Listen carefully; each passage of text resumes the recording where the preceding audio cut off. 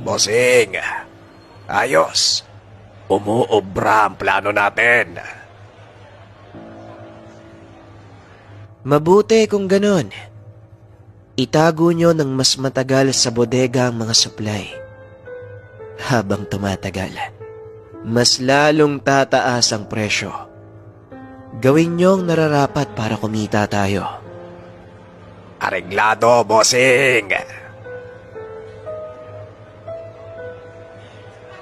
Nang mga sandaling ito, nakikinig lang si Aklas.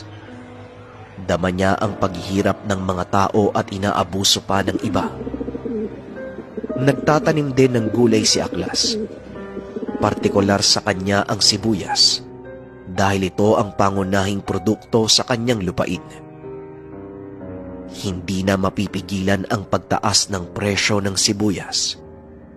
Ngunit nakaisip ng paraan si Aklas upang kahit papano makatulong. Nagdala ng maraming paninda sa palengke. Binenta niya ito sa murang halaga. Abot kamay ng mga tao. Ang kulang na lang ibigay ito ni Aklas sa kanila. Ito ang kinakainisan ng ibang tindahan. Ngunit nagpatuloy si Aklas. Masagana ang taniman